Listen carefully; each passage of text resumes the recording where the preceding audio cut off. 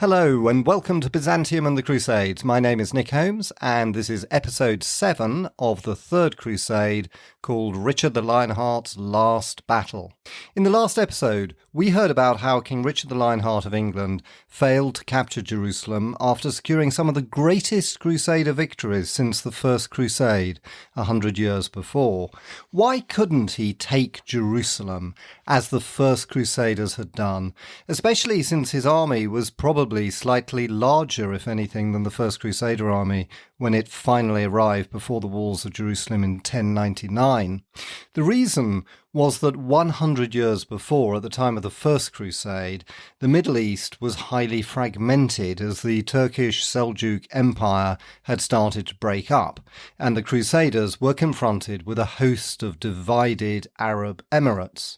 Now, the situation facing Richard was far more difficult because Islam was united under Saladin, who ruled a vast empire from the Sudan through Egypt to Syria and Iraq.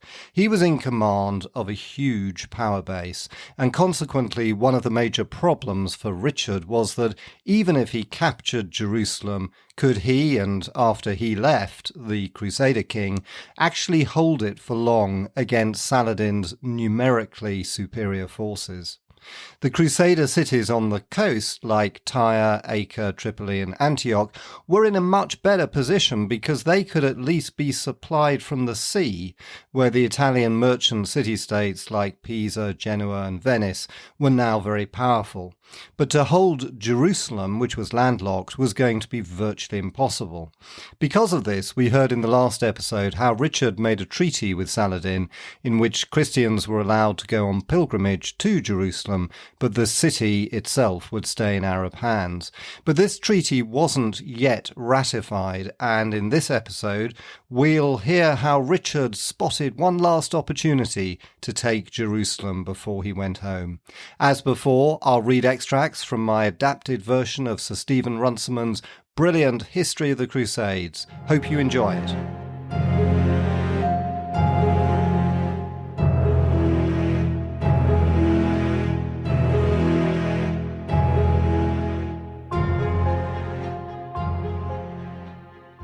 In the spring of 1192, King Richard of England invited the new Crusader, King Henry of Jerusalem, to join him at Ascalon.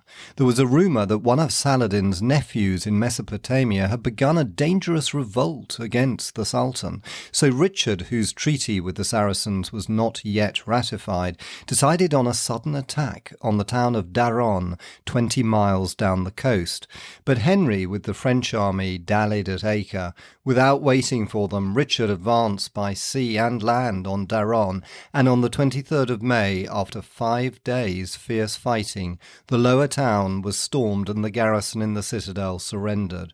Richard had learnt little from Saladin's courtesy, for some of the garrison were killed by the sword or flung over the battlements or taken away bound into perpetual captivity. The easy capture of Saladin's last fortress on the Palestinian coast so heartened the Crusaders that they planned once more to march on Jerusalem itself. Henry and the French arrived at Daron the day after its capture in time to spend Whitsun there with the king. The army returned to Ascalon immediately afterwards, and the French and English alike urged an immediate attack upon the holy city of Jerusalem. Richard had just heard more disquieting news from England, and he was doubtful whether the expedition was militarily feasible. He took to his bed in perplexity and was only aroused by a stirring address given him by one of his French chaplains. He then vowed to stay in Palestine until the following Easter. On the 7th of June, the Christian army set out again from Ascalon. Bypassing Ramla by marching on the road through Blanchegard, it reached Latrun on the 9th and Beit Nuba on the 11th. There Richard halted, and there the army remained for a month. Saladin waited at Jerusalem, where his reinforcements from the Jazira and Mosul had just arrived. Without better stores and baggage animals, it would be folly for the Christians to advance further into the hills. Both sides settled down to skirmishing with varying success.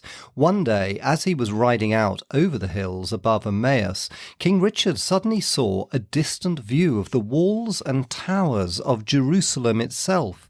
Hastily he covered his face with his shield, that he might not fully behold the city which God had not allowed him to deliver. But there were compensations. The Syrian bishop of Lydda came one day to the camp with a portion of the true cross that he had saved. A little later, the abbot of the Greek convent of Mar Elias, a venerable man with a long white beard, told the king of a spot where he'd buried another portion of the cross to save it from the infidel. It was dug up and given to Richard. These fragments consoled the army for its failure to retrieve the major part of the relic, which it seems Saladin had now restored to the Holy Sepulchre at Jerusalem. On the 20th of June, when the army leaders were hesitating whether to abandon the attempt on Jerusalem and march instead into Egypt, news came of a great Muslim convoy making its way from the south towards the holy city of Jerusalem.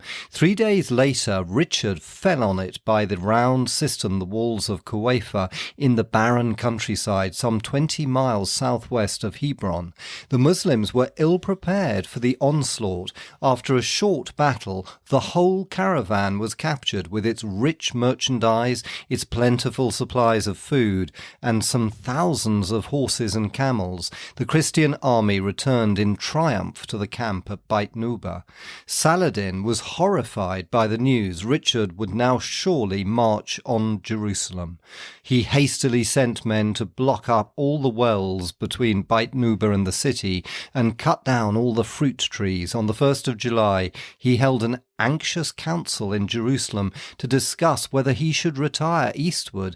He himself wished to stay there, and his assembled emirs supported his decision, protesting their loyalty to him. But the Turkish and Kurdish troops were quarrelling, and he was unsure how well they would stand up to a vigorous attack.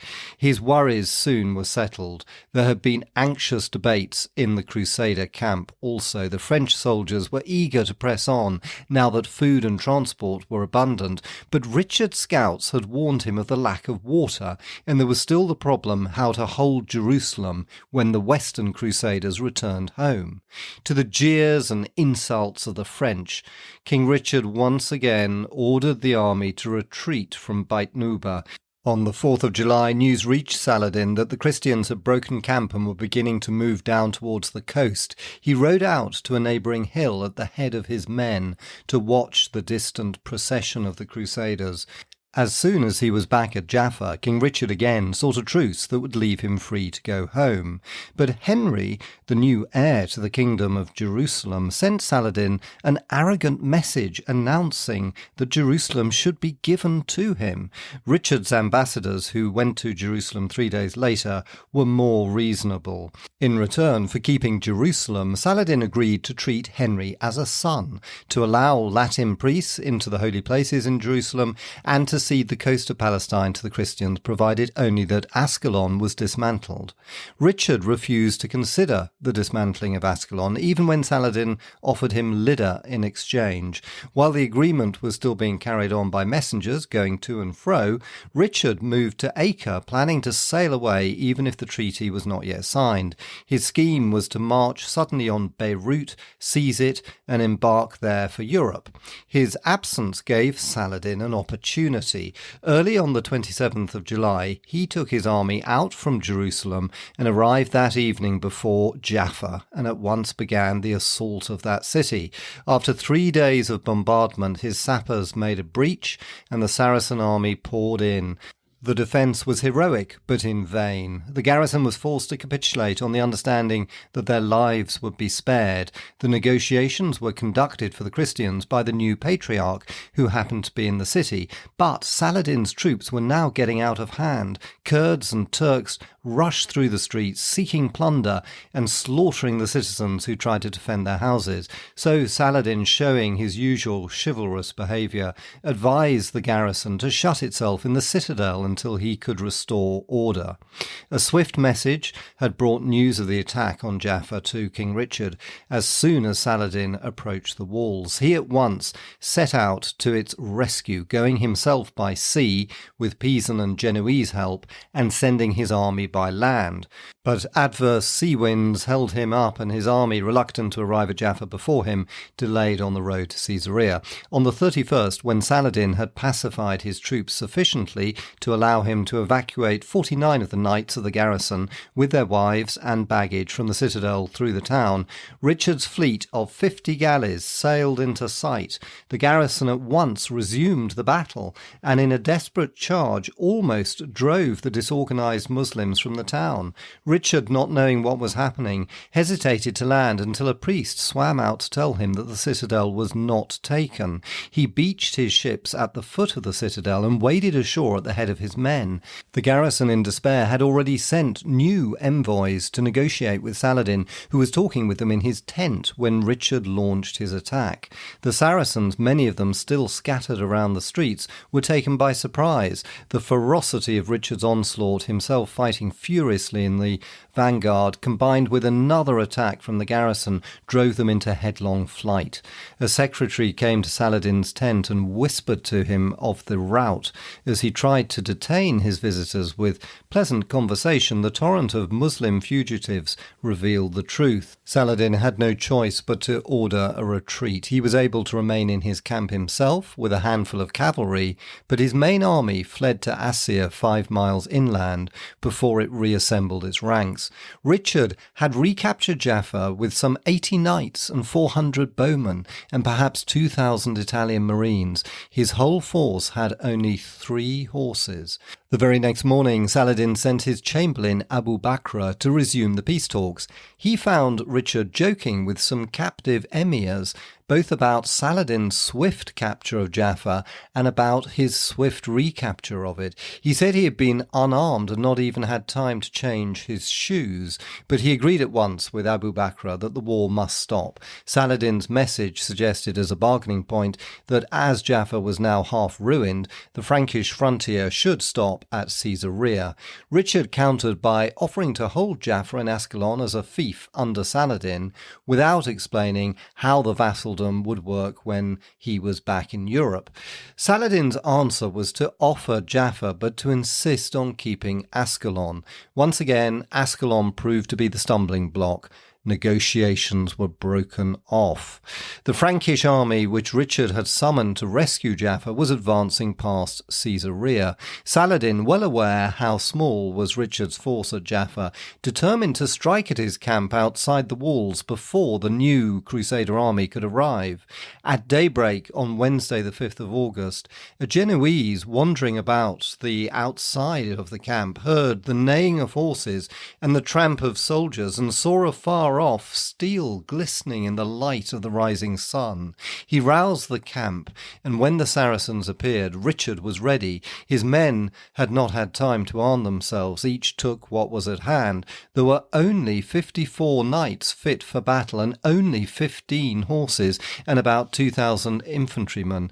Behind a low palisade of tent pegs designed to disconcert the enemy horses, Richard set his men in pairs, their shields fixed as a fence in front of them and their long spears planted in the ground at an angle to impale the oncoming cavalry. Between each pair an archer was stationed.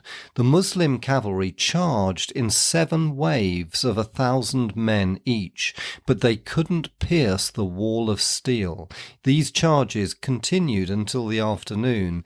Then, when the enemy horses seemed to be tiring, Richard passed his bowmen through to the front line and discharged all his arrows into the oncoming host. The volley checked the enemy. The archers passed back again behind the spearmen, who charged with Richard on horseback at their head. Saladin was lost in angry admiration at the sight. When Richard's horse was killed under him, he gallantly sent a groom through the midst of the turmoil with 2 fresh horses as a gift to the brave king. Some Muslims crept round to attack the town itself, and the marines guarding it fled towards their ships until Richard rode up and rallied them. In the evening, Saladin called off the battle and retreated back to Jerusalem, adding to the fortifications there, lest Richard still might pursue him. It was a superb victory won by Richard's tactics and his personal bravery, but it wasn't followed up. Within a day or two, Saladin was back at Ramla with a fresh army of levies from Egypt and northern Syria, while Richard, worn out by his exertions, lay seriously ill of a fever in his tent. Richard now longed for peace. Saladin repeated his former offer, still insisting on the surrender of Ascalon. It was hard for Richard to bear. He wrote to his old friend Al-Adil, who himself was on a sickbed near to Jerusalem, to beg him to intervene with Saladin and persuade him to leave Ascalon. Saladin held firm. He sent the fevered king peaches and pears and snow from Mount Hermon to cool his drinks, but he would not yield Ascalon. Richard was in no position to bargain. His health, as well as his brother's misdeeds in England, demanded his swift return home. The other crusaders were also weary. His nephew Henry and the military orders showed that they distrusted his politics. Of what use would Ascalon be to them if he and his army had left? He had made public too often his determination to leave Palestine. On Friday, the 28th of August, Al-Adil's courier brought him Saladin's final offer. 5 days later, on the 2nd of September 1192, he signed a treaty of peace for 5 years, and the Sultan's ambassadors added their names to his. The ambassadors then shook Richard's hand and swore on their master's behalf. Richard, as a king, refused to take an oath himself, but Henry, the heir of the Kingdom of Jerusalem, Balian of Ibelin, and the masters of the hospital and the temple swore for him. Saladin himself signed the treaty next day in the presence of Richard's ambassadors. The war of the Third Crusade was over. The treaty gave the coastal cities as far south as Jaffa to the Crusaders. Pilgrims might freely visit Jerusalem and the holy places. Muslims and Christians might pass through each other's lands, but Ascalon was to be demolished. As soon as Saladin had made arrangements for their escort and lodging, parties from the crusading army went up unarmed with a passport from the king to pay their homage at the shrines of Jerusalem. Richard himself would not go and refused to give any of the French troops a passport, but many of his own knights made the journey. One party was led by Hubert Walter, Bishop of Salisbury, who was received there with honour and given an audience with Saladin. They talked of many subjects, and in particular of Richard's character.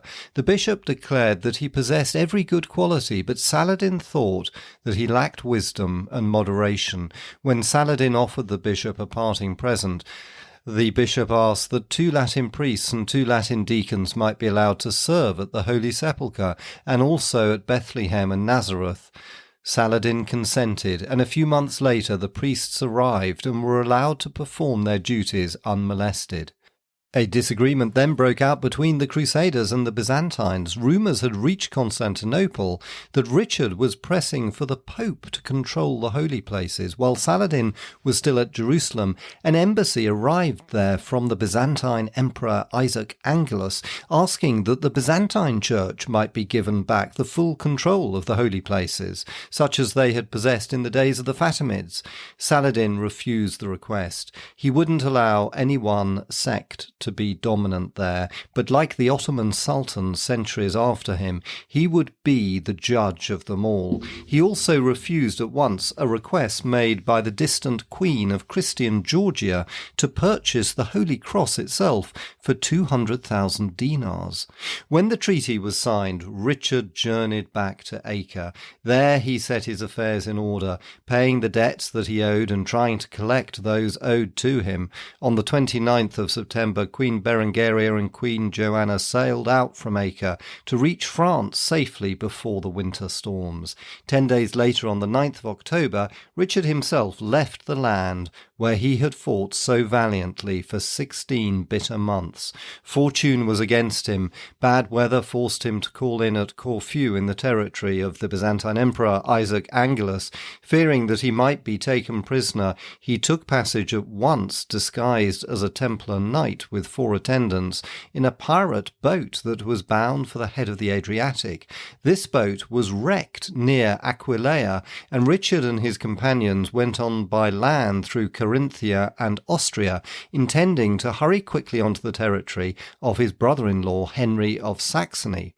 But Richard was not a man to wear disguise convincingly. On the 11th of December, he was recognised when he paused at an inn near to Vienna. He was at once led before Duke Leopold of Austria, the man whose banner he had thrown down into the ditch at Acre. Leopold accused him of the murder of Conrad of Montferrat and cast him into prison. 3 months later, he was handed over to Leopold's lord, the German Emperor Henry VI, who also disliked Richard because of his friendship with his own enemies, Henry the Lion and Tancred of Sicily. He kept him captive for a year and only released him in March 1194 on the payment of a huge ransom and an oath of vassaldom.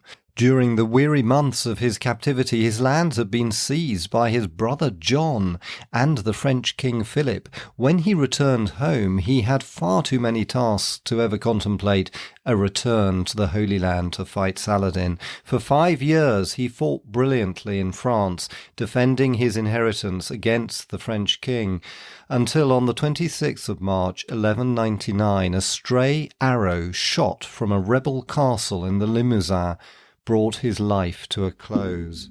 Richard the Lionheart has passed into legend. He was a bad son, a bad husband, and a bad king. But he was a courageous and gifted soldier. He will always be remembered as the man who halted the great Islamic offensive led by Saladin, his greatest, but by far his most chivalrous enemy.